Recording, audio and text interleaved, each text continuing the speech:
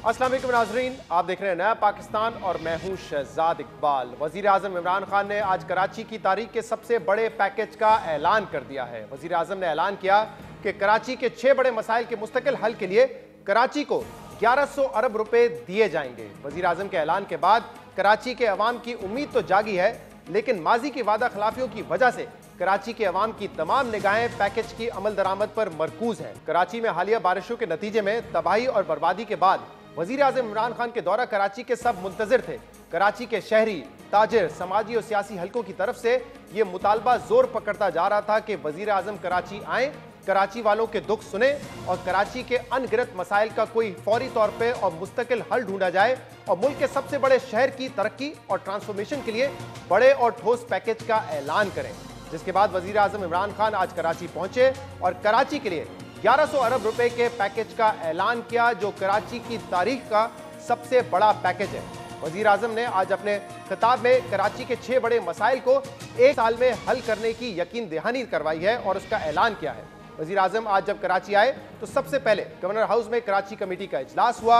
वज़ीर आज़म ने वज़ीर आला सिंध और गवर्नर सिंध से मुलाकात की और कराची ट्रांसफॉर्मेशन प्लान से मुतल्लिक तफसीली बातचीत हुई। इस इजलास के बाद वज़ीर आज़म इमरान खान ने गवर्नर हाउस में ब्रीफिंग दी, जहां काफी खुशगवार माहौल और मनाजिर देखे गए। कराची वालों के लिए यह बहुत हौसला अफजा बात थी कि वफाकी हुकूमत और सिंध हुकूमत कराची के मसाइल हल करने के लिए एक पेज पर नजर आई। शदीद सियासी इख्तलाफात के बावजूद वज़ीर आला सिंध और वज़ीर आज़म पाकिस्तान साथ बैठे नजर आए।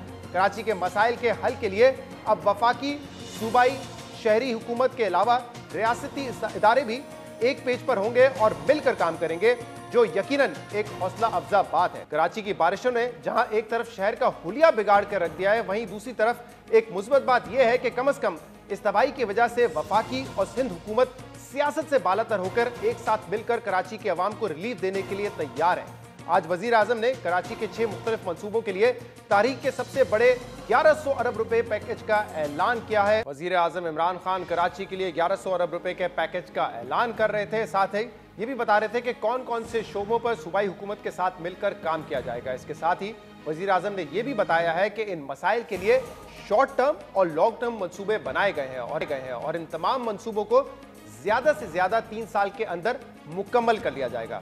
कराची के लिए तारीखी पैकेज के ऐलान के अलावा वज़ीर आज़म ने कराची के एक बुनियादी मसले की तरफ भी इशारा किया है। वज़ीर आज़म ने बताया कि कराची का सबसे बड़ा मसला यह है कि कराची में कोई एक सेंट्रल अथॉरिटी नहीं है, बल्कि यहाँ इख्तियारात मुख्तलिफ इदारों में तकसीम हुए हैं। लेकिन अब उन्होंने PCIC यानी कि provincial coordination and implementation committee बनाने का फैसला किया है, जिसमें सबकी नुमाइंदगी होगी और अब सब एक पेज पर होंगे।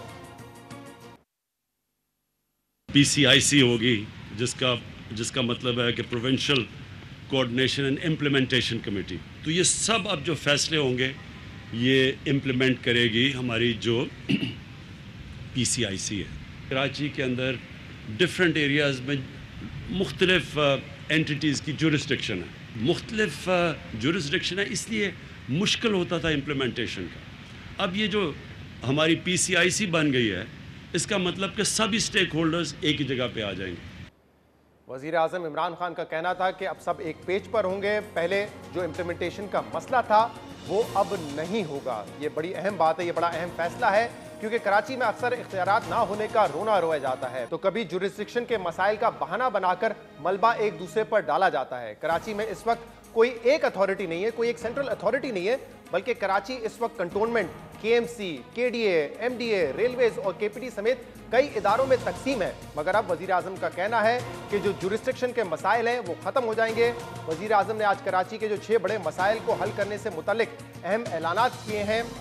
इस पर कई सवालात भी उठते हैं, कई सवालात जन्म लेते हैं और उनमें से सबसे अहम सवाल ये है कि सूबाई और वफाकी हुकूमत के इश्तराक से जो 1100 अरब रुपए का पैकेज का ऐलान किया गया है, वो पैसा आएगा कहाँ से, ये भारी रकम आएगी कहाँ से, इस पे वफाक का शेयर कितना होगा, इस पे सूबाई हुकूमत का शेयर कितना होगा, और वज़ीर आज़म ने जिस PCIC के क़याम का आज ऐलान किया है उसकी सरबराही कौन करेगा, और इसके अलावा किस मंसूबे को कितना पैसा दिया जाएगा, कौन सा मंसूबा कितनी जल्दी मुकम्मल होगा। इन तमाम मामलात पर बात करने के लिए हमारे साथ मौजूद हैं वफाकी वज़ीर असद उमर। असद साहब, बहुत बहुत शुक्रिया, आपने हमें ज्वाइन किया। कराची के बहुत सारे मसाइल हैं और ये जो बारिशें हुई उससे कराची में बड़ी तबाही हुई है, तो बड़ा अच्छा लगा कि आज वजीर आजम और वजीर आला सिंध साथ बैठे हुए थे, एक प्लान बनाया गया है और एक दफ़ा फिर आवाम की उम्मीद है, कराची वालों की उम्मीद है कि दोनों हुकूमतें मिलकर काम करेंगी और उनके जो मसाइल है वो हल होंगे। और आज जो ऐलान किया गया 1100 अरब रुपए के पैकेज का जो ऐलान किया गया है इसकी तरफ आते हैं, ज़रा बताइएगा ये रकम कहाँ से आएगी? ऑलरेडी पाकिस्तान के जो माली हालात हैं, माशी हालात हैं, कोई बहुत अच्छे नहीं है, 8% का फिस्कल डेफिसिट है। ये 1100 अरब रुपए का ब्रेकअप क्या है, सूबे का कितना है, वफाक का कितना है और पैसा आएगा कहां से? ये अच्छा, पहले ये हमें इतनी आदत पड़ चुकी है इस चीज की कि मैंने नोट किया कि जब से अनाउंसमेंट हुआ है तो सबसे पहले तो ये रेस लग गई है मुकाबले की कि सूबे का कितना और वफाक का कितना। वही जिस थिंकिंग को हम बदलने की कोशिश कर रहे हैं। देखिए 1100 अरब रुपए के अंदर से तकरीबन 400 अरब रुपए वफाक के और तकरीबन 400 अरब रुपए सिंध के सूबे के, वो तो क्लियर है, उसके ऊपर एग्रीमेंट है। वो 300 अरब रुपए के मंसूबे हैं जिसके ऊपर अभी डिस्कशन चल रही है कि उसका किस तरीके से डिवीजन हो। बट बॉटम लाइन उसकी ये निकलेगी कि दोनों वफाक और सूबे जो हैं वो एक बहुत बड़ी रकम जो है वो लगाएंगे इस तरक्याती मंसूबों को करने के लिए। जहाँ से पैसा कहाँ से आएगा, इसकी कुछ तो डायरेक्ट फंडिंग आएगी। PSDP जो होता है वफाकी हुकूमत का जो सालाना तरक्याती प्रोग्राम होता है, कुछ पैसा आएगा सूबाई हुकूमत की जो एनुअल डेवलपमेंट प्रोग्राम होता है, सालाना तरक्याती प्रोग्राम सूबे का। उसके अलावा मल्टीलैटरल एजेंसीज से इसके अंदर पैसा आना है और कुछ जो है वो प्राइवेट सेक्टर से भी मोबिलाइज किया जाएगा। तो मुख्तलिफ सोर्सेज से इसके लिए पैसा आएगा। तो आपने कहा कि वफाक भी अपने PSDP में से पैसा खर्च करेगा। इस साल के बजट में गालिबन हमाद आज़िज़ साहब ने बताया था 60-65 अरब रुपए रखे हैं कराची के लिए, तो इसी साल उसको रिवाइज कर दिया जाएगा उस अमाउंट को?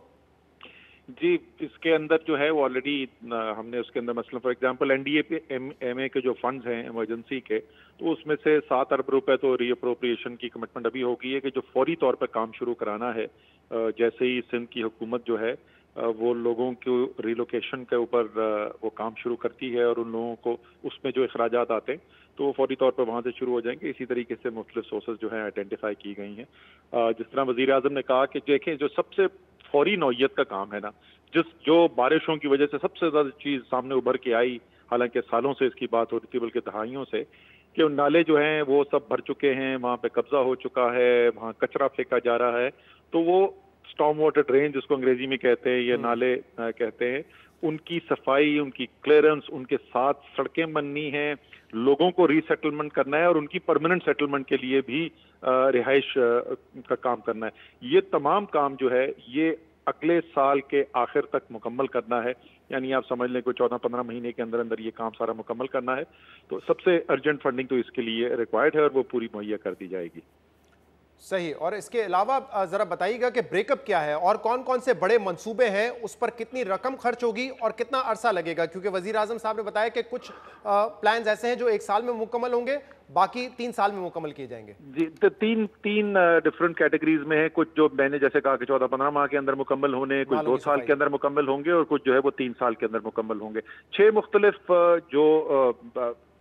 जो सेक्टर्स बताए गए थे, जो मुख्तलिफ एरियाज हैं जिसके अंदर काम करना है। सबसे पहले पानी के अंदर सबसे बड़ा मंसूबा जिसमें सबसे ज्यादा पैसा जाएगा और ये वो 1100 अरब रुपए है। मैं इसकी भी वजाहत कर दूं शहजाद, जो इजाफी अब खर्च होना है, ये जो मंसूबे हैं ये एक्चुअली 1200 अरब रुपए से कुछ ज्यादा के मंसूबे हैं, लेकिन इन पे 100 अरब रुपए के करीब काम ऑलरेडी खर्च हो चुका है, क्योंकि उनमें से कुछ मंसूबे ऐसे जो ऑलरेडी अंडर इम्प्लीमेंटेशन थे लेकिन वो सुस्त रवि का शिकार थे और उनकी तकमील में मसाइल आ रहे थे। 92 अरब रुपए हैं पानी के सप्लाई के लिए, इसमें से 60 अरब रुपए K4 के लिए है और तकरीबन 32 अरब रुपए जो है वो दूसरी स्कीम है जो शहर तक पानी लाना भी है और शहर के अंदर जो पानी को डिस्ट्रीब्यूट करना है उसके लिए। फिर जो मेरे ख्याल में दुनिया में इतना ज्यादा अनट्रीटेड गंदा पानी जो है सीवेज का, वो सीधा समुद्र में नहीं फेंका जाता होगा जितना कराची में हो रहा है। तो 140 अरब रुपए 141 अरब रुपए जो है इसके लिए रखे गए हैं। सॉलिड वेस्ट के मंसूबे हैं, ये स्टॉर्म वाटर, जिस तरह मैंने कहा था, नालों की सफाई, वहां से सॉलिड वेस्ट मैनेजमेंट का निज़ाम, यानी मुस्तकिल हल उसका करना कि वो दोबारा वहां ना कूड़ा फेंका जाए, बल्कि जिस तरीके से एक मॉडर्न शहर के अंदर होता है वैसे सॉलिड वेस्ट मैनेजमेंट सिस्टम हो, लोगों की रीसेटलमेंट, साथ जो सड़कें बननी है, ये तमाम चीजें मिला के 267 अरब रुपए का प्रोग्राम है। फिर कुछ सड़कें आइडेंटिफाई की गई हैं जिन पर काम करना है। तो कराची की सड़कों की बहुत अबतर हालत है, सब कराची में रहने वाले जानते हैं। 41 अरब रुपए उसके लिए रखे गए। और जो सबसे बड़ी एलोकेशन इसके अंदर है वो मास ट्रांजिट, ट्रांसपोर्ट का निज़ाम। कराची जैसा शहर, करोड़ों का शहर, और वहां पे कोई मास ट्रांजिट सिस्टम नहीं है। तो 572 अरब रुपए उसके लिए हैं, जिसके अंदर KCR शामिल है। इसके अंदर जो मुख्तलिफ BRT यानी जो रैपिड ट्रांजिट बसेस हैं, उनका ग्रीन लाइन, ऑरेंज, रेड और येलो लाइन, वो सब शामिल हैं। और इसके अलावा एक फ्रेट कॉरिडोर है रेलवे का, जो कराची पोर्ट से पिपरी तक कनेक्ट करेगा। एक डेडिकेटेड फ्रेट कॉरिडोर होगा कि जो सामान हमारी एक्सपोर्ट का जो बाहर जाता है और इंपोर्ट का जो आता है, उसको एक एफिशिएंट तरीके से और कराची की सड़कों पर से गुजारे बगैर ले जाया जा सके। तो ये मजमूई तौर पर 1114 अरब रुपए बनते हैं। अच्छा, इसमें ये बताइएगा कि वफाक पर भी बोझ कितना पड़ेगा, मजीद कर्जा बढ़ेगा इस इकदाम से? क्योंकि अगर आप कह रहे हैं कि 400 अरब रुपए अभी हमने तय किया है कि PSDP में से खर्च करेगी वफाक की हुकूमत, अब हमारा एनुअल जो PSDP होता है वो 600, 650, 700 अरब रुपए होता है। अब उसमें से 3 साल में 400 अरब या उससे ज्यादा कराची के लिए निकालना यकीनन ये अपने रिसोर्सेज से तो नहीं हो सकता, तो इससे कर्जा भी बढ़ेगा पाकिस्तान के ऊपर। नहीं, मैंने जैसे कहा कि ये सारा PSDP से नहीं होगा, ये वफाक का हिस्सा। इसी तरीके से सूबे और वफाक दोनों की जो जिम्मेदारी ले रहे हैं, उसके अंदर जो मल्टीलैटरल एजेंसीज है वहां से बोरिंग भी शामिल है। लेकिन जाहिर है वो कर्जा अदा करने की जिम्मेदारी तो फिर वफाक और सूबे की होगी, इसलिए ये उन्हीं के अखराजात है।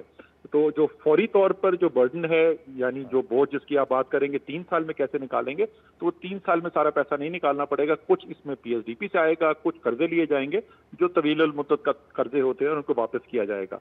जहां तक आप ये कह रहे हैं कि ये अफोर्ड कर सकते हैं, शहजाद, मैं आपसे बिल्कुल इसके मुखालिफ बात करूंगा। क्या पाकिस्तान, कराची नहीं, सिंध नहीं, क्या पाकिस्तान ये अफोर्ड कर सकता है? क्या पाकिस्तान मुतहम्मिल हो सकता है कि सबसे बड़ा शहर, सबसे ज्यादा टैक्स देने वाला शहर, मईशत का इंजन जो है, उसकी वो हालत हो जो आज शहर की हो गई है? ये इंशाल्लाह ताला जब ये आप काम करेंगे, ये इन्वेस्टमेंट होगी इस शहर के अंदर, ये शहर इससे आपको बहुत ज्यादा लौटा के देगा। इसका फायदा होगा, टैक्स आएगा, इसका फायदा होगा, मीडियम टर्म, लॉन्ग टर्म में इसका फायदा होगा। मसला जो कराची का था, जिसकी निशानदेही आज इमरान खान साहब ने की, उन्होंने कहा मुख्तलिफ अथॉरिटीज, एंटिटीज काम कर रही हैं और एक कोऑर्डिनेशन हो, उसके लिए PCIC जो है वो बना दी गई है। इसमें सूबे के भी लोग होंगे, वफाक के भी होंगे, पाक फौज के भी लोग होंगे। इसमें जरा बताइएगा कि जो हेड कौन कर रहा होगा, क्योंकि अभी NCOC जब बनी तो एक उसका सेंट्रल फिगर थे, आप उसको हेड कर रहे थे, तो ये जो PCIC है इसको कौन हेड करेगा? अच्छा, मैं आपको जरा बता दूं कि जो मॉनिटरिंग का निजाम बनाया जा रहा है, कोऑर्डिनेशन और मॉनिटरिंग का, ये 3 सतह के ऊपर बनाया जा रहा है। सबसे ऊपर की सतह के ऊपर तो एक गवर्नमेंट की एडवाइजरी बॉडी बन गई है जो नोटिफाई हो गई थी, जिसके अंदर 3 वफाकी वजीर हैं, मैं हूं, अली जैदी हैं, अमीनुल हक हैं, और सिंध हुकूमत की तरफ से चीफ मिनिस्टर हैं और सईद गनी और सईद गनी हैं। ये 6 लोग हैं। उसमें उस कमेटी का कोई हेड नहीं है, वो क्योंकि सिर्फ वफाक और सूबे की कोऑर्डिनेशन के लिए बनाई गई है। फिर उसके नीचे प्रोविंशियल ये कोऑर्डिनेशन इम्प्लीमेंटेशन कमेटी जो बनाई गई है, इसके अंदर भी सूबे से रिप्रेजेंटेशन है, वफाक से भी रिप्रेजेंटेशन है और अस्करी इदारों की भी रिप्रेजेंटेशन है, और इसको लीड करेंगे चीफ मिनिस्टर सिंध, क्योंकि provincial coordination and implementation committee है जो सूबे के अंदर काम होने उसके ऊपर वो लीड करेंगे। फिर एक तीसरी लेवल की कमेटी बनाई गई है जो कि मॉनिटरिंग एंड इम्प्लीमेंटेशन कमेटी है, जो वर्किंग लेवल के लोग होंगे। उसमें भी वफाक, सूबे और अस्करी इदारों के लोग होंगे जो ग्राउंड पर मॉनिटरिंग का काम करेंगे, रोजमर्रा की बुनियाद के ऊपर कोऑर्डिनेशन मॉनिटरिंग का काम होगा। और चौथा और आखिरी जो इसके साथ हिस्सा बनाया जा रहा है, वो एक शहरी जो लाइजों कमेटी है वो भी बनाई जा रही है। यानी वो बड़े बड़े स्टेक होल्डर जो हुकूमत का हिस्सा नहीं है, बड़े ताजिर हैं, सनतकार हैं, टाउन प्लानर्स हैं, आर्किटेक्ट्स हैं और दूसरे लोग जो अहम लोग हैं जो कराची को समझते हैं, जानते हैं और कराची के स्टेक होल्डर्स हैं, उनकी भी एक कमेटी बनाई जाएगी ताकि एक उमूमी तौर पर शहर जो है और इसमें रहने वाले जो हैं वो सब इस काम के अंदर शामिल हो सकें। और इसकी जिम्मेदारी जो है वो सिर्फ हुकूमत के पास नहीं बल्कि पूरा कराची बहैसियत मजमूई उसको एहसास हो कि हम सब मिलकर ये कर रहे हैं। सही। एक इशू हर दफा ये भी आता है कि जो पैसा लगता है, सवाल होता है कि क्या वो पैसा लगा भी है? अब कोई जिक्र हुआ है कि माजी का भी ऑडिट किया जाएगा या आगे इसका ऑडिट और एहतसाब कैसे होगा?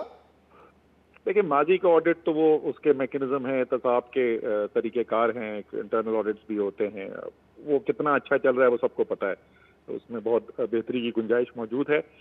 इसके अंदर जो है, क्योंकि तमाम स्टेक होल्डर जो हैं इस मॉनिटरिंग सिस्टम के अंदर आ गए हैं, तो जाहिर है हम ही एक दूसरे का चेक एंड बैलेंस बन जाएंगे, क्योंकि तमाम, जैसे मैंने कहा, हाँ। सिर्फ इदारे नहीं, और मैं बड़े स्ट्रांगली फील करता हूँ, और आई एम श्योर कि सब लोग इस पे इत्तेफाक करेंगे कि जो हम सिटीजन लाइजन कमेटी की भी बात करें, जो शहरी कमेटी होगी, उनके पास भी एक्सेस होना चाहिए। और हमने ये कोरोना का जब काम किया था, उस वक्त सारी परचेजिंग जो होती थी एनडीए में वेबसाइट पे डाल देता था, और क्योंकि ये कोई पैसा ना मुराद अली शाह घर से ला रहे हैं, ना इमरान खान और असद उमर ला रहे हैं, टैक्स का पैसा है, अवाम का पैसा है, तो हम अवाम को जवाब दें इस खर्चे के लिए। सही है, तो एक दूसरे की मॉनिटरिंग सब करेंगे। लेकिन आपने तो कहा कि पीसीआईसी बनी, इमरान खान साहब ने भी कहा कि अमल दरामद कमेटी है, कोऑर्डिनेशन कमेटी है।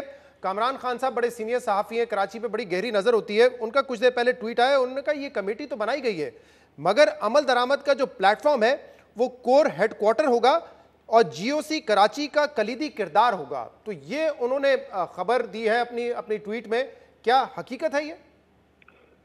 सर, कामरान भाई बहुत सीनियर सहाफी हैं, और मेरे इसीलिए मैंने कोट करना जरूरी समझा उनको।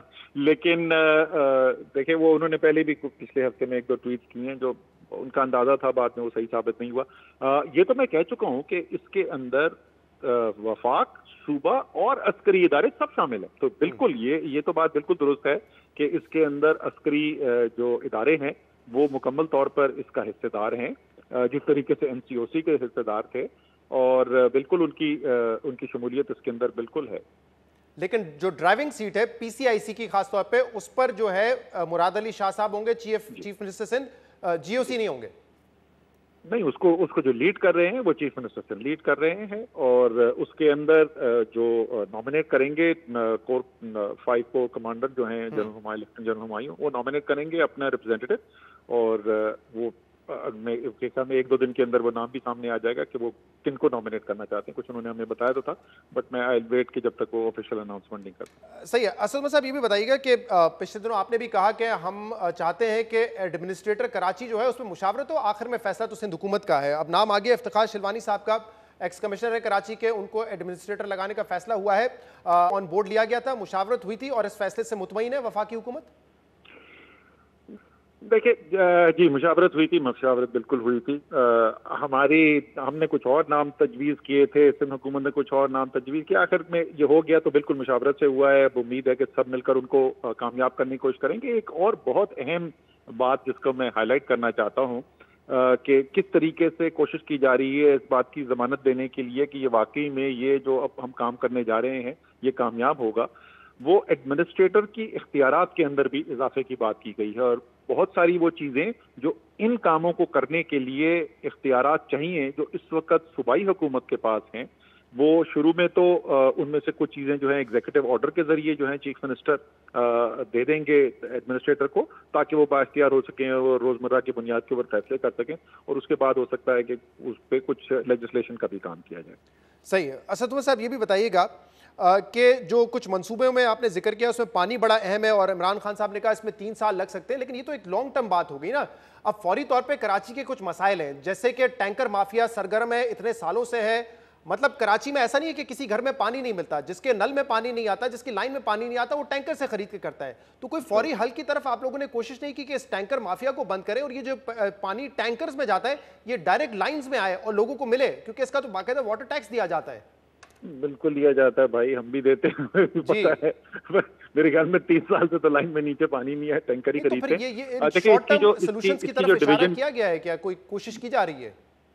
देखें, ऑपरेशनल इशू इस कमेटी के, अब ये जरा सा जहन में रखना चाहिए कि ये बहुत बड़े बड़े जो देरीना मसाइल हैं कराची के, उनको इनसे हल करने की कोशिश की जा रही है, लेकिन एक सूबाई हुकूमत फिर भी है, उसके पास इख्तियार है, हर चीज जो है वो इसके नीचे नहीं होगी। मैं पानी की आपको बता दूं तकसीम के किस तरीके से की जा रही है।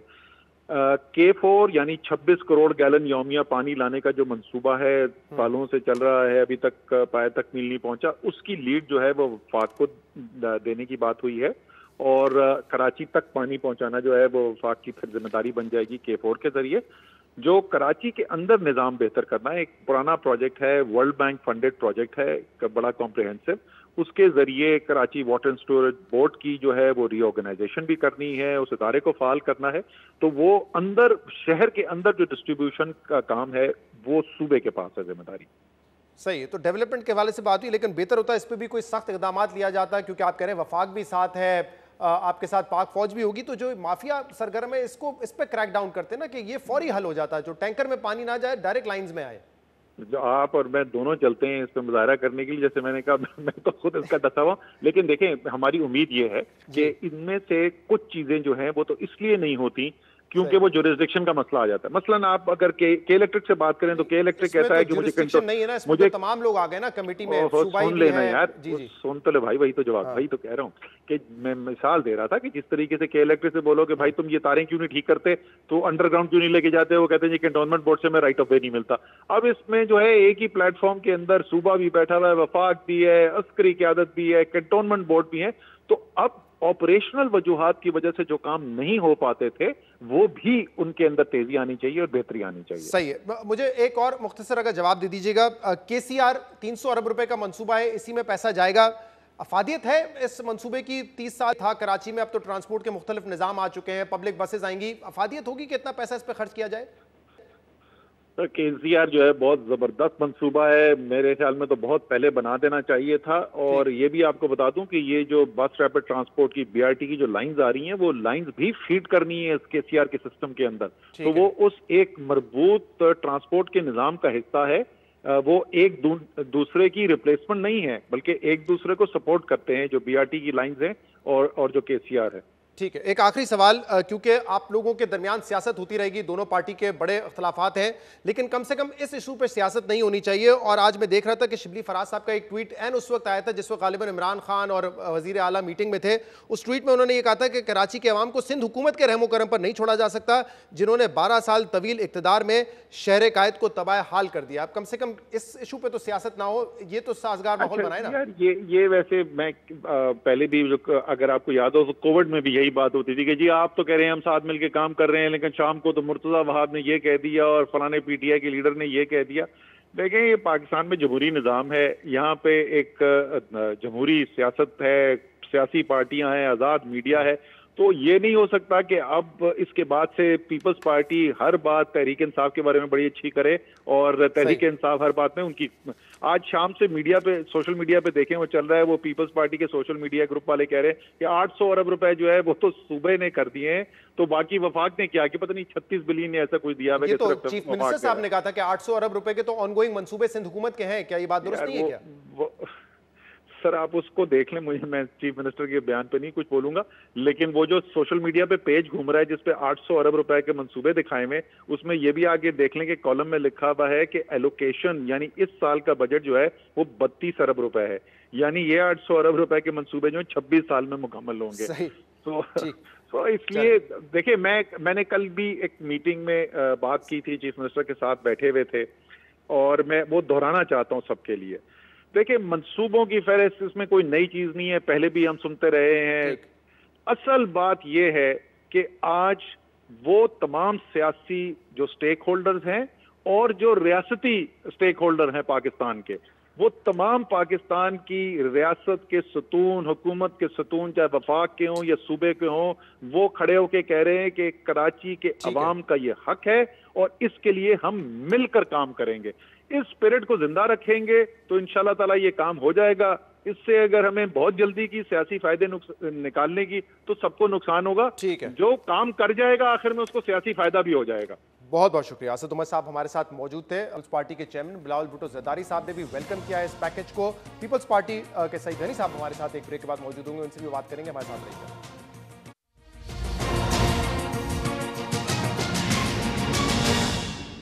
वेलकम बैक नाजरीन। कराची ट्रांसफॉर्मेशन प्लान पर हम मजीद बात करेंगे। पाकिस्तान पीपल्स पार्टी के सीनियर रहनुमा सईद गनी साहब हमारे साथ मौजूद हैं, जो कि गवर्नमेंट एडवाइजरी जो कमेटी बनाई है उसका हिस्सा भी है। सईद गनी साहब बहुत बहुत शुक्रिया, आपने हमें ज्वाइन किया।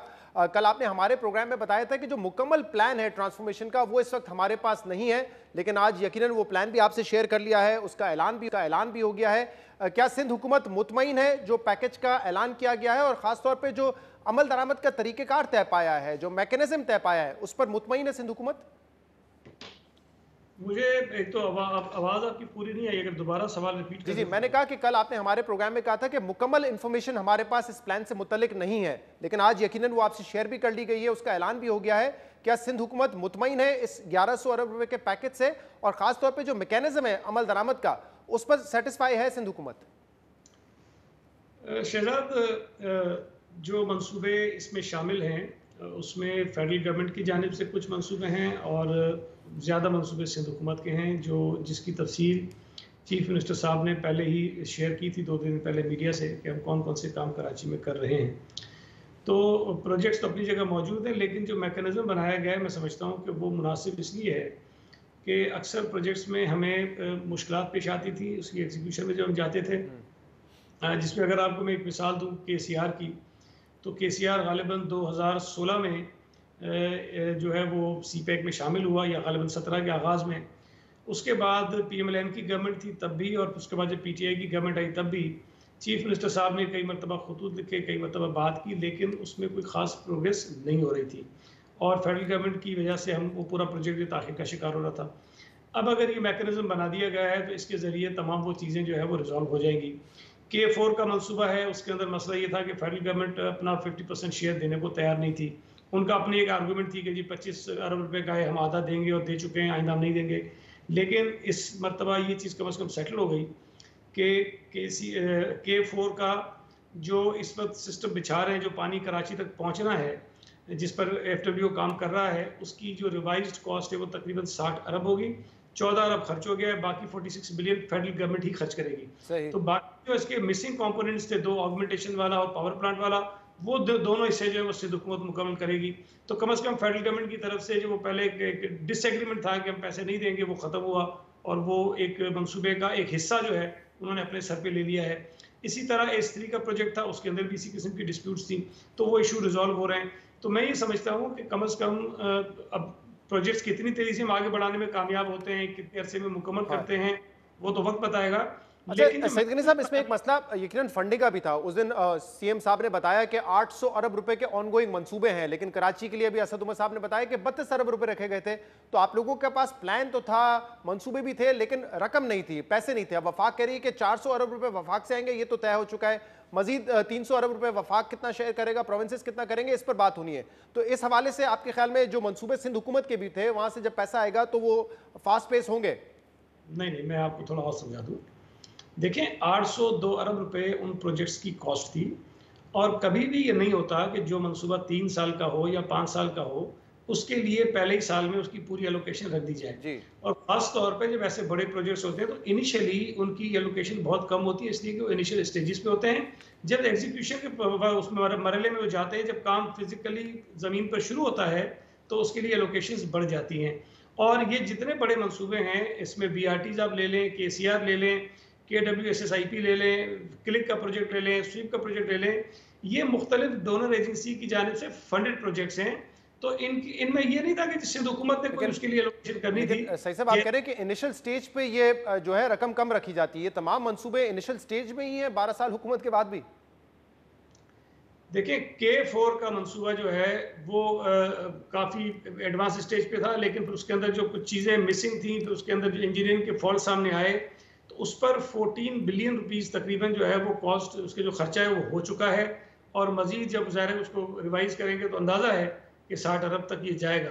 तो ये नहीं कि सारे मंसूबे कोई शुरू नहीं हुए, कुछ प्रोजेक्ट शुरू हो गए हैं, कुछ प्रोजेक्ट शुरू होने वाले हैं। लेकिन एक चीज़ ध्यान में रखें कि अगर KCR की बात आप करेंगे, BRTs की बात करेंगे, तो ये प्रोजेक्ट्स ऐसा नहीं होता कि एक दिन मैंने सोचा अगले दिन PC अप्रूव हुए, तीसरे दिन काम शुरू हो जाएगा। इसमें जब आपके पास डोनर एजेंसीज हों तो उनका अपना एक तरीक़ेकार होता है, उनके अपने बोर्ड होते हैं जहाँ से प्रोजेक्ट्स अप्रूव होते हैं। हमारे मुल्क में मुख्तलिफ फोरम होते हैं जहाँ से इनका अप्रूवल होता है, और उसमें वक्त लगता है। अब मुझे एक दो इश्यूज पे जरा बता दीजिए। मिसाल के तौर पे अब ये कहा है कि नालों की सफाई वगैरह ये NDA में करेंगे, इस पर जो इंक्रोचमेंट है उनको भी खत्म किया जाएगा, लेकिन उनकी रीसेटलमेंट जो है वो सूबाई हुकूमत की जिम्मेदारी होगी। कितना जल्दी कर लेंगे ये रीसेटलमेंट, क्योंकि इसके बगैर तो उनको नहीं खाली किया जा सकता वहां पर? देखें, अगर आपके पास वो तफसीर है तो इसमें मुख्तलिफ चीज़ें हैं। कुछ मंसूबे हैं जिस पे फंडिंग भी फेडरल गवर्नमेंट की है और एग्जीक्यूशन NDA में करेगी, इसलिए सुप्रीम कोर्ट ने एक ऑर्डर जारी किया हुआ है। वो नालों की जो है रिहेबिलिटेशन है, उनके बराबर में सड़कें बनानी है, कुछ चीज़ें डेवलप करनी है, वो NDA में करनी है। फिर कुछ मंसूबे हैं जो फेडरल गवर्नमेंट के फंडेड हैं, कुछ मंसूबे हैं जो प्रोविंशियल गवर्नमेंट फंडेड प्रोजेक्ट्स हैं। तो वो अलग अलग प्रोजेक्ट्स हैं। उसमें मैं एक चीज़ बता दूं कि जो आप रीसेटलमेंट की बात कर रहे हैं, उसके ऊपर जितने अखराजात आने हैं वो फेडरल गवर्नमेंट ने पब्लिक प्राइवेट पार्टनरशिप के जरिए करने हैं। सिंध हुकूमत ने इंक्रोचमेंट रिमूव करनी है और ज़मीन प्रोवाइड करनी है जहां पे उनकी रीसेटलमेंट होनी है। तो ये तो वो कह रहे हैं कि तय पाया कि अगले साल तक हो जाएगा। अगले साल तक क्या कोई जगह उनके लिए रिहाइशगाह बन जाएगी जहां पे उनको रीसेटल किया जाएगा? क्या ये मुमकिन है इतना तेजी से करना? देखिए, प्लान तो यही है ना, कोशिश तो यही है कि 2 से 3 महीने में जो इंक्रोचमेंट है वो रिमूव हो और उसके बाद तकरीबन साल या 1.5 साल के अंदर उन तमाम लोगों को प्रॉपर जगह मिल जाए। लेकिन इस दौरान में जब तक उनको कोई जगह नहीं मिलती, उस मॉडल पर काम हो रहा है और उसको ये बात बिल्कुल तय हुई है कि जब तक उसका अल्टरनेट कोई हम प्रॉपर अरेंजमेंट नहीं कर लेते हैं तक जो घरें हैं, घरों को जो है हम डिस्टर्ब नहीं करेंगे। एक और मामला पानी का है। अभी मैंने असद उमर साहब से भी डिस्कस किया। आप K4 की बात कर रहे हैं, डेवलपमेंट की बात कर रहे हैं, लेकिन इस वक्त मसला ये नहीं है कि कराची वालों को पानी नहीं मिलता, जिसकी लाइन में नहीं आता टैंकर से खरीदते लेता है। तो इस हवाले से भी वो कह रहे हैं बातचीत तो हुई है लेकिन ये सूबाई हुकूमत की जिम्मेदारी है। तो कुछ इस पर आप लोगों ने सपोर्ट मांगी कि इस टैंकर माफिया को खत्म करें, जो पानी टैंक्स के जरिए आता है वो पानी लाइन के जरिए है। देखिए, इस बात की तो मैं कई मरतबा शायद बात ये कर चुका हूँ, मैं दोबारा बता दूँ आपको कि जितना पानी इस वक्त कराची शहर को दस्तयाब है जो उसकी ज़रूरत के मुकाबले में कम है, लेकिन जो टैंकर्स के ज़रिए पानी जाता है उसकी जो परसेंटेज है वो बहुत कम है। अच्छा, ये टैंकर्स इसलिए भी ज़रूरी हैं कि कराची शहर के बहुत सारे इलाके ऐसे हैं जहाँ पर पाइपलाइन के ज़रिए पानी नहीं पहुँचता। अगर आप एकदम ये सारे टैंकर सर्विसेज बंद कर देंगे, हाइड्रेट्स बंद कर देंगे, बड़ा आसान काम है। कम से कम मुझे इल्म है इस बात का, लेकिन पूरा DHA आप उठा लें, कंटोनमेंट का इलाका उठा लें, वहां पे तो है लाइंस में पानी आता था किसी जमाने में, अब नहीं आता ना। अब वो कहते हैं हमें उतना पानी मिलता नहीं है। शहजाद, कराची की आबादी 10 साल पहले कुछ कम थी, उससे 10 साल पहले जाएंगे और कम थी। अगर पानी जितना रिक्वायर्ड है उतना आपको नहीं दस्तयाब, तो जो इलाके जो पानी जिनको पाइप के जरिए पानी नहीं मिल रहा तो उनको कम से कम एक अल्टरनेट ऑप्शन तो आप देंगे ना कि कम से कम टैंकर के जरिए पानी तक पहुंचे।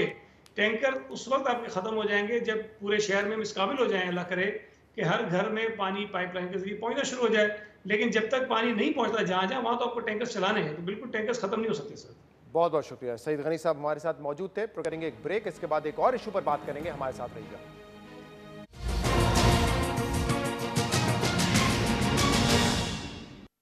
Welcome back. इसी हफ्ते इस्लामाबाद हाई कोर्ट ने यह ऑर्डर जारी किया था कि मियां मोहम्मद नवाज शरीफ साहब 10 सितंबर तक कोर्ट आएँ, कोर्ट के सामने अपने आप को सरेंडर करें और अगर ऐसा वो नहीं करते तो फिर उनके खिलाफ कानूनी कार्रवाई होगी। लेकिन अब ऐसा लगता है कि नवाज शरीफ साहब 10 सितंबर तक पाकिस्तान वापस नहीं आएंगे, क्योंकि आज PMLN ने प्रेस कॉन्फ्रेंस की है जिसमें उनके तमाम सीनियर रहनुमा मौजूद थे और उन्होंने दरख्वास्त की है नवाज शरीफ साहब से कि आप अपना इलाज मुकम्मल करवाएं और जब डॉक्टर्स आपको पाकिस्तान आने की इजाज़त दें तब आप पाकिस्तान वापस आएँ। ये बहुत संगीन मामला है। इन चीज़ों का फैसला टॉक शोज के जरिए नहीं हो सकता। नवाज शरीफ साहब, जैसे मैंने कहा, हमारा असासा है, कौम का असासा है और उनकी सेहत और जिंदगी पे कोई कॉम्प्रोमाइज नहीं होगा। हम उनसे दरखास्त कर रहे हैं कि वो अपने इलाज को मुकम्मल करवाएं और जब उनके मुआलजीन इस बात का फैसला करें कि he is fit to go, तो फिर वो एक लम्हा ताखीर किए बगैर वतन वापस आ जाएंगे। तो नून लीग ने आज अपने कायद से दरख्वास्त की है कि इलाज मुकम्मल करवाएं, उसके बाद पाकिस्तान वापस आएँ। इस पर बात करने के लिए हमारे साथ मौजूद है मरियम औरंगजेब साहबा। मरियम साहबा, बहुत बहुत शुक्रिया, आपने हमें वक्त दिया। एहसन इकबाल साहब कह रहे थे कि नवाज शरीफ साहब की सेहत का जो फैसला है वो टॉक शो पर नहीं होना है। ये टॉक शो की बात तो नहीं है। जिस अदालत ने उनको बेल पर रिहा किया था वही अदालत उनको कह रही है कि आप वापस आएँ और सरेंडर करें कोर्ट के सामने, फिर भी आप लोग कह रहे हैं कि वो नहीं आएंगे। बिस्मिल्लाहिर्रहमानिर्रहीम।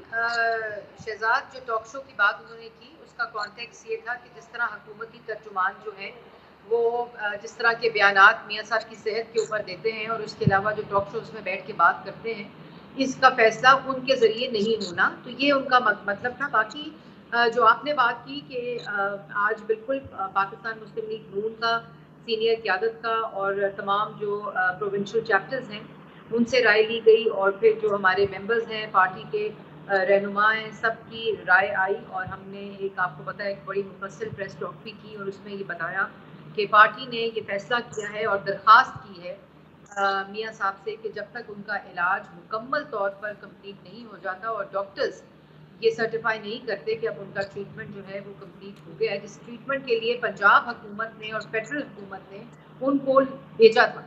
और ये मैं इस बात करने का मकसद ये है कि पंजाब हुकूमत के सरकारी बोर्ड की दरखास्त के ऊपर मियां साहब गए थे, और जब हाई कोर्ट लाहौर के अंदर जब इसके बेल की हियरिंग हो रही थी तो वहाँ भी पंजाब हुकूमत ने ये कहा था कि मियां साहब का इलाज पाकिस्तान में मुमकिन नहीं है, और इसी वजह पे उन्होंने मियां साहब को रिकमेंडेशन थी बोर्ड की कि सर्विसेज हॉस्पिटल में जहां वो जेरे इलाज थे वहां उनका इलाज सही। नहीं हो सकता। आज पार्टी ने दरख्वास्त की कि वो इलाज मुकम्मल करवा के आए, लेकिन नवाज शरीफ और उनकी फैमिली तो पहले ये कह रही थी कि हम इलाज मुकम्मल कराए बगैर आएंगे नहीं, तो आप दरख्वास्त नहीं करते तब भी उनकी फैमिली और उनका मौकिफ यही था। लेकिन अहम बात यह है कि अब पंजाब मेडिकल बोर्ड सेटिस्फाइड नहीं है रिपोर्ट से, पंजाब हुकूमत ने तौसी नहीं की आपकी जो बाहर रहने की इजाजत है उसमें, और इस्लामाबाद हाई कोर्ट भी कह रहा है कि आप आके सरेंडर करें। तो कम से कम जैसे आप कहते हैं कि हम अदालतों का माजी में भी एहतराम करते रहे, उस अदालत का एहतराम करें और वापस आए इस वक्त। देखिए, बात यह है कि अगर आपने हियरिंग सुनी है तो उन्होंने फेडरल बोर्ड की ये जिम्मेदारी भी लगाई है कि वो हाई कमीशन पाकिस्तान का जो एम्बेसी है पाकिस्तान की यूके में, वो जाके रिपोर्ट ले और वो रिपोर्ट के लेकर अदालत में पेश करें। तो देखिए, डॉक्टर्स ने ऑलरेडी जो रिपोर्ट है वो हमने सबमिट भी कराई है, लेकिन अभी जो दोबारा रिपोर्ट लाने को कहा है वो भी फॉर्मेलिटी जो है वो पूरी होगी।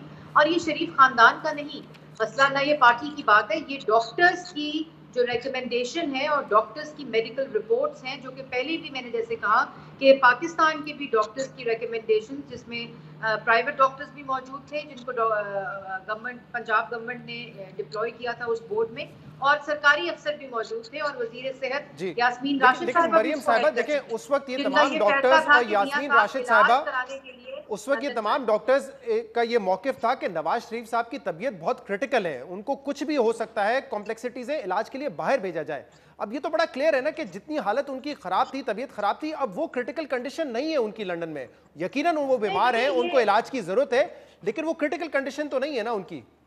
देखिए, यही बात है जो एहसन इकबाल साहब ने जिसकी तरफ इंडिकेट किया था कि वो आपने और मैंने नहीं बताना, वो डॉक्टर्स ने बताना है, और डॉक्टर्स की रिपोर्ट उन बातों का, उन मेडिकल कंडीशन का जिक्र करती है जो सबमिटेड है, और जो आपको अभी 3 दिन बाद कोर्ट में भी, जो हाई कोर्ट इस्लामाबाद में हमने सबमिट करानी है, उसमें पता चल जाएगा। वो डॉक्टर्स की रिकमेंडेशन बताएंगी कि उनकी कंडीशन क्रिटिकल है। लेकिन मरियम साहिबा, डॉक्टर्स तो यकीनन बताएंगे, जो मेडिकल ओपिनियन है वो देंगे, लेकिन देखिए एक शख्स जो कि बेड रिडन हो, क्रिटिकल हो, हार्ट अटैक हो रहा हो, और एक शख्स जो कि लंदन में चहल पहल भी कर रहा हो क्योंकि डॉक्टर्स ने उसको रेकमेंड किया, उसकी तबीयत में एक वाज़ेह फर्क तो नजर आता है ना।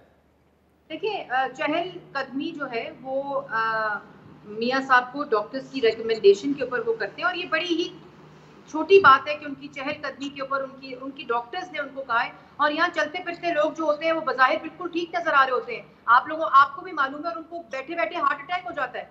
अब मतलब ये तो एक बड़ी अजीब सी बात है कि मियां साहब चल रहे हैं और वो क्रिटिकल नहीं है। ये बात देखिए, डॉक्टर्स ने एक मेडिकल रिपोर्ट, जो सारे जो टेस्ट हुए थे और जो वहां भी टेस्ट हुए, जो हमने सबमिट कराई है, और अभी वो मरियम साहिबा देखिए, जो क्रिटिकल की वजह से, शहजाद में एक बात कंप्लीट कर लूं, फिर आप अगला सवाल करें। और कोरोना की वजह से पूरी दुनिया को मालूम है, और डॉक्टर्स ने लिखा है अपनी मेडिकल रिपोर्ट में कि डॉक्टर मियां साहब को एडमिट करके उनका जो एक उनका प्रोसीजर होना था वो नहीं हो सका, क्योंकि यूके में हॉस्पिटल्स रेगुलर पेशेंट्स को नहीं ले रहे थे, और डॉक्टर्स ने लिखा है कि अभी उनका इसी महीने वो प्रोसीजर होना है। और क्रिटिकल पोजीशन जो होती है, जैसे मैंने पहले कहा कि ये नहीं हो सकता कि इंसान जो है वो बिल्कुल खुदा ना खास्ता स्ट्रेचर पे बैठा हो तो क्रिटिकली होता है, और ऐसी कंडीशंस है जिसकी तस्दीक और सर्टिफाई पंजाब हुकूमत ने की है। मरियम साहबा देखिए, 9 महीने से उनकी वो सर्जरी नहीं हुई है, जो कोविड वाला मामला था वो मार्च ऑनवर्ड्स था, उससे 4 महीने पहले भी उनकी सर्जरी नहीं हुई थी। तो ये बात बताती है कि एक होता है कि क्रिटिकल ट्रीटमेंट चाहिए पेशेंट को, एक होता है कि आप 9 महीने से इंतजार कर रहे हैं, मजीद आप कह रहे हैं कि टाइम लग सकता है, 1 महीना लग सकता है,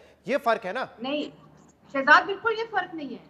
मैंने आपको पहले कहा कि 9 महीने से मियां साहब बहुत अग्रेसिव ट्रीटमेंट और मेडिसिन के ऊपर हैं, और डॉक्टर्स ने जो रेकमेंड की हुई है, जो डॉक्टर उनका वो प्रोसीजर नहीं कर रहे, जाहिर है उनको उनकी क्रिटिकल सिचुएशन का पता है, और इसीलिए उन्होंने मेडिकेशन, इतनी हाई एग्रेसिव मेडिसिन पे डॉक्टर मियां साहब इस वक्त हैं, जो कि उस ट्रीटमेंट का जो होना था, और जो इस महीने, क्योंकि अब कोविड के बाद डॉक्टर्स ने और हॉस्पिटल ने रेगुलर पेशेंट्स देना शुरू कर दिया है, और जैसे मैंने पहले कहा कि डॉक्टर्स ने कहा है कि वो इसी महीने उनका प्रोसीजर करेंगे। लेकिन शहजाद, बात ये है कि इन चीजों को डॉक्टर्स ने सर्टिफाई किया है। ये मरियम औरंगजेब मरियम साहब देखिए, अब एक मामला ये भी है ना कि सिर्फ ऐसा नहीं है कि वो इस वक्त सर्टिफाई किया है, ऐसा नहीं है कि इस वक्त इलाज के गर्ज से वो इस वक्त लंदन, जब वो लंदन में मौजूद है तो मुकम्मल तौर पे वो खामोश भी हैं, सियासी बयान उनके कोई आए नहीं है। एक दो उन्होंने टेलीफोन कॉल किए हैं दूसरे लीडर से, लेकिन वो सियासी तौर पे मुकम्मल खामोश है, जिसकी वजह से ये तासुर पैदा होता है कि मामला सिर्फ तबीयत और इलाज का नहीं है, वो फिर डील की तरफ आती है, उसकी इशारा डील की तरफ मिलता है, जिस पर शेख रशीद साहब भी कह चुके हैं कि ये जो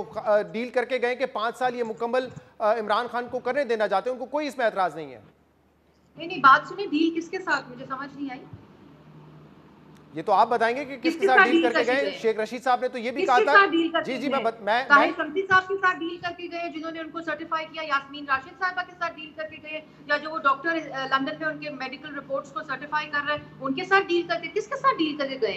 शेख रशीद साहब ने तो ये कहा कि इमरान खान के 5 साल मुकम्मल करने पे नवाज शरीफ को कोई एतराज नहीं है, और इमरान खान से बाला ये डील हो गई है। उनको तो बड़ी बाद में समझ आया कि हुआ क्या है। इमरान खान से बाला डील किससे हो गई, आप बता देना। अब ये तो मुझे आप बताइए, मैं तो खाली एक मैसेंजर हूं यहाँ पे जो उनकी बात आप तक पहुंचा रहा हूँ, ये तो आप बताइए ना। अगर किसी किस्म की कोई भी डील करनी होती तो वो मरियम नवाज का हाथ पकड़ के कुलसूम नवाज को बस बिस्तरे मर्ग पे छोड़ के, जो कि बाद में उनकी डेथ हो गई, यही लोग कहते थे कि कुलसूम नवाज का इलाज लंदन में नहीं हो रहा, यही बातें होती थी। फिर माफिया मांगी गई, ये अगर करनी होती तो वो कुलसूम नवाज शरीफ, उस वक्त उनके पास एक जवाज था, उनकी बेगम जो थी वो बिस्तरे मर्ग पे थी, लेकिन वो अपनी बेटी का हाथ पकड़कर पाकिस्तान में तारीख रकम करते हुए मुल्क वापस आए, और उस अरशद मलिक की वीडियो आपने देख ली होगी, उसके बावजूद अपनी बेटी के साथ सजाए मौत की चक्कियों में जेलों में रहे, इसलिए उनके ऊपर ये बात आप नहीं कर। यकीनन आप दुरुस्त कह रही है, जिन लोगों ने शक का इजहार किया था कुलसूम नवाज साहिबा की सेहत पर, उन्होंने बाद में माफी भी मांगी है।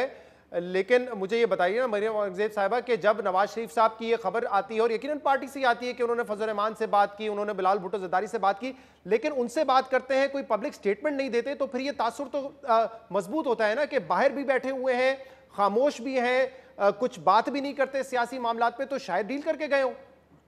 मेरी बात सुने, मियां साहब क्यों सियासत पे बात ना करें? आपकी 24 घंटे पाकिस्तान के मुल्क की सियासत नवाज शरीफ के नाम के बगैर नामुकम्मल है। नहीं, मैं तो कह रहा हूँ, नहीं आप सवाल नहीं समझी, मैं रिपीट करता हूँ, आप सवाल नहीं समझी, इसको मुझे रिफ्रेश करने दीजिए। मैं कह रहा हूँ कि इल्जाम ये लगता है कि खामोश हैं, सियासत पे बात नहीं करते। देखिए, मियां साहब एक सियासी लीडर हैं, 3 दफा के मुंतखब वजीर आजम हैं, वो पाकिस्तान की सियासत उनके नाम से नामुकम्मल है, और वो जब चाहेंगे जो चाहेंगे वो बात भी करेंगे, और उनका इस वक्त पाकिस्तान से बाहर इलाज हो रहा है, जिसको सर्टिफाइड डॉक्टर्स ने किया है और पंजाब हुकूमत ने किया है, और वो इलाज कराने लंदन गए, यूके गए, और उनकी इस वक्त भी ट्रीटमेंट जारी है। बहुत बहुत शुक्रिया। मरियम औरंगजेब साहबा हमारे साथ मौजूद थी। PMLN ने अपना मौक़िफ़ वाज़े कर दिया है, उन्होंने दरख्वास्त की है कि मियां मोहम्मद नवाज शरीफ अपना इलाज मुकम्मल करें, जब उनके डॉक्टर्स ये समझें कि वो ट्रैवल कर सकते हैं, उसके बाद वो पाकिस्तान वापस आएँ। अब देखना ये है कि इस्लामाबाद हाई कोर्ट में अगर वो 10 सितंबर को पेश नहीं होते, तो इसके बाद इस्लामाबाद हाई कोर्ट जिसने कहा था कि उसके बाद हम कानूनी कार्रवाई करेंगे, वो इस दलील से सेटिस्फाई होते हैं, मुतमईन होते हैं या नहीं, और आगे क्या कार्रवाई होगी। आज के प्रोग्राम में इतना ही। इसका फीडबैक आप हमें दे सकते हैं हमारे सोशल मीडिया पर। इजाज़त दीजिए, अल्लाह हाफ़िज़।